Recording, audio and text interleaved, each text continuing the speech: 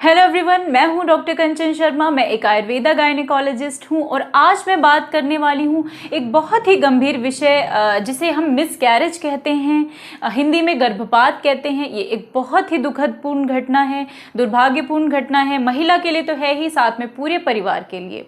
But कोई भी महिला इसका सामना नहीं करना चाहती, बट अनफॉर्चुनेटली अक्सर ही महिलाओं में मिसकैरेज हो जाता है।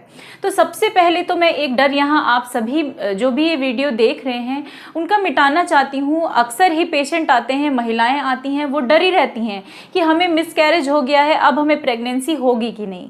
तो 85 to 90% महिलाएं आराम से मिसकैरेज के बाद भी कंसीव करती हैं।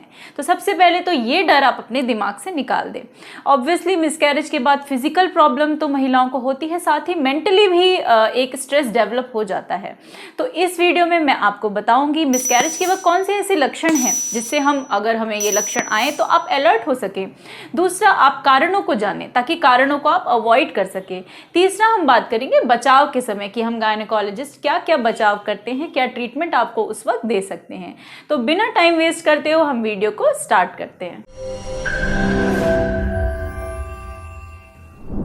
पहले 5 महीने में अगर गर्भ में ही, यूट्रस में ही शिशु खराब हो जा रहा है तो हम उसे कहते हैं मिसकैरेज। मिसकैरेज के अगर कारणों की बात कर लें तो पहला कारण है इन्फेक्शन। इन्फेक्शन कैसा भी, यूरिन इन्फेक्शन, कोई वजाइनल इन्फेक्शन है, पीआईडी की समस्या रही है आपको, या फिर टॉर्च इन्फेक्शन। टॉर्च को बहुत ज़्यादा हाईलाइट किया जाता है कि अगर आपको टॉर्च इन्फेक्शन है तो आपका मिसकैरेज हो सकता है। लेकिन मेरी प्रैक्टिस में और मैंने देखा है कि पीआईडी के चलते भी, या लोगों को बहुत यूटीआई था बहुत टाइम से, तो ऐसे में भी मिसकैरेज काफ़ी देखा है मैंने। इसके अलावा दूसरे कारण पे अगर हम आए तो हार्मोनल इम्बैलेंस। हार्मोनल इम्बैलेंस जैसे कि एक हार्मोन होता है प्रोजेस्टेरोन। प्रोजेस्टेरोन क्या करता है, प्रेगनेंसी मेंटेन करवाता है। लेकिन आपकी पहली प्रेगनेंसी थी तो नॉर्मली कोई आपका प्रोजेस्टेरोन ऐसे चेक नहीं करवाता।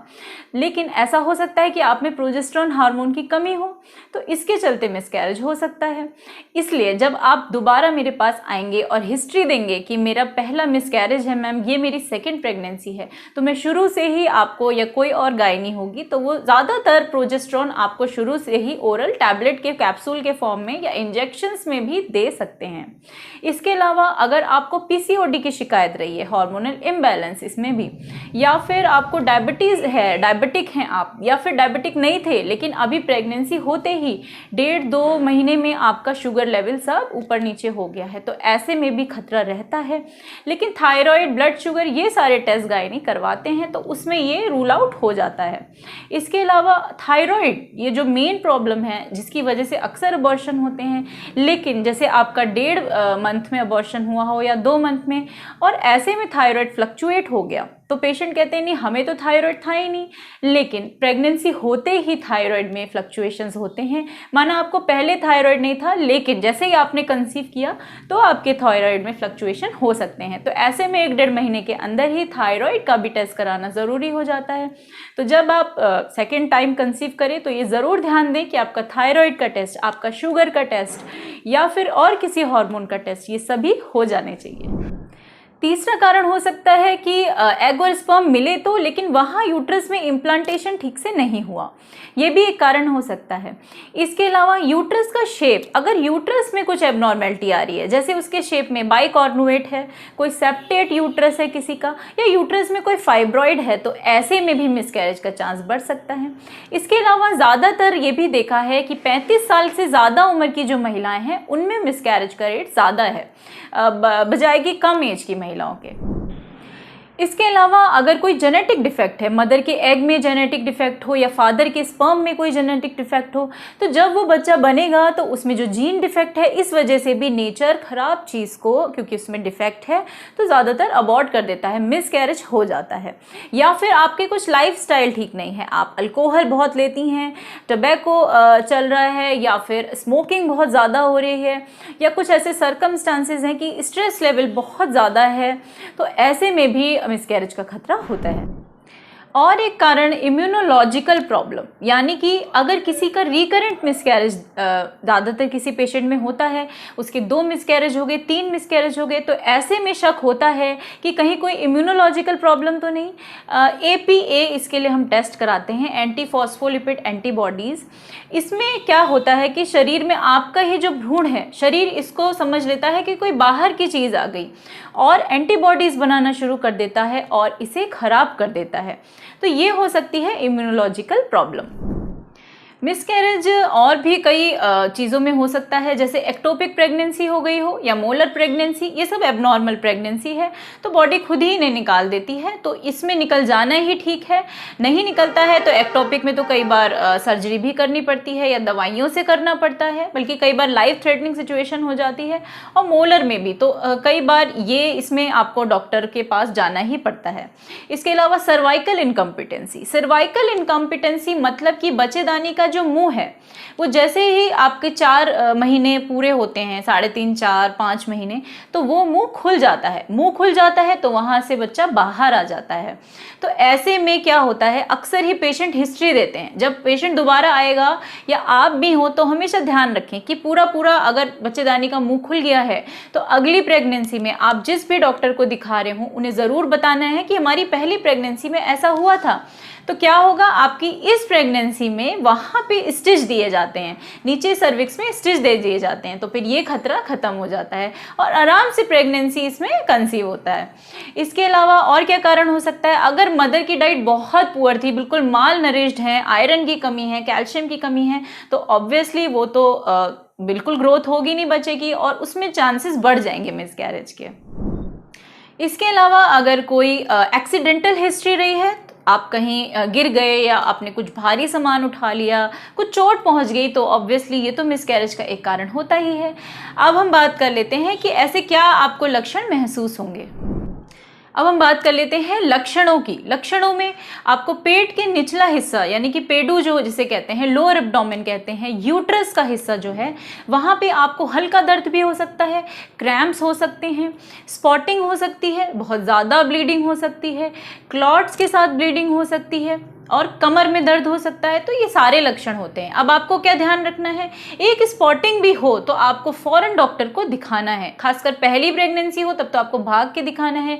कई बार पेशेंट क्या कहते हैं कि हमें तो सुबह हुई थी स्पॉटिंग और शाम को दिखाने चले आ रहे हैं, तो वो बिल्कुल ठीक नहीं है। हो सकता है आप टाइम पे जाएं तो डॉक्टर बच्चे को बचा सके। सबसे पहले आपको गायनी जो होगी वो अल्ट्रासाउंड करके देखेंगी या अल्ट्रासाउंड एडवाइस करेंगी और उसमें FHS ठीक होगी, धड़कन ठीक होगी बच्चे की, तो फिर पूरी तरह से आपको सपोर्ट दिया जाता है, दवाइयाँ दी जाती हैं और आपको रेस्ट करने को बताया जाता है। लेकिन अगर आप टाइम पे ही नहीं जाएंगे, स्पॉटिंग हो रही है तो आप फिर सुबह हो रही है तो आप रात में जा रहे हैं, तो वो चीज़ ठीक नहीं है। अलर्ट रहें और टाइम पे डॉक्टर को दिखाएं। तो अब हम बात करेंगे कि मिसकैरेज से बचने के लिए आपको क्या क्या अवॉइड करना है और क्या चीज़ें आपको करनी है।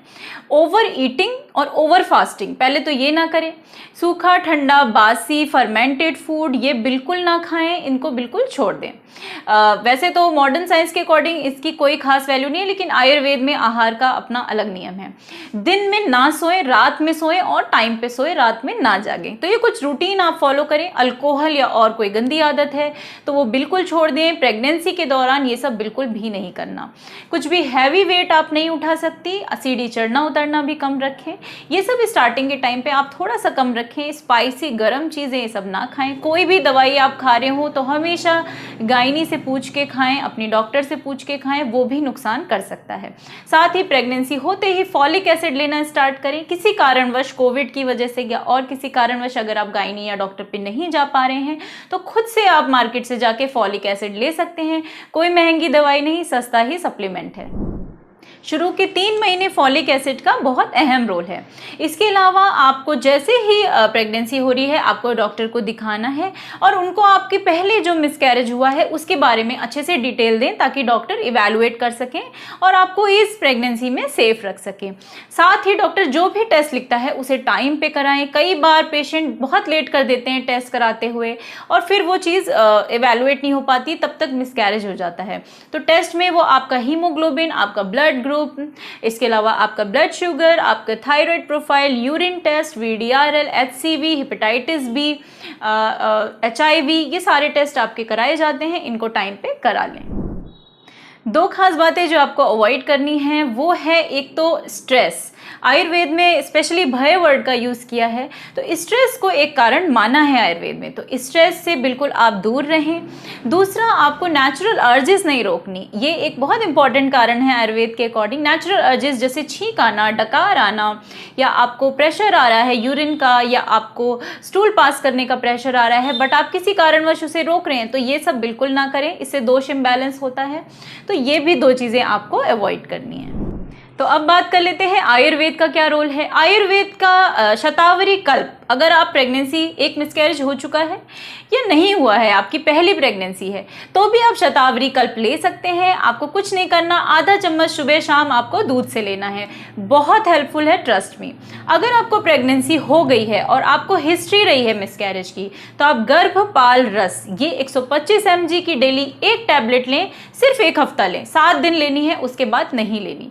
तो ये आयुर्वेद के ये जो 2 मेडिसिन मैंने आपको बताई बहुत हेल्पफुल है। साथ ही आपको अपनी डाइट का ध्यान तो रखना ही है, कोई भी गर्म चीज़ ना खाएं, वो बिल्कुल अवॉइड करें। साथ ही आप दूध में घी डाल के शुरू के 1 महीने में अपने दूध में 1 चम्मच घी डाल के लें, बहुत हेल्पफुल साबित होगा।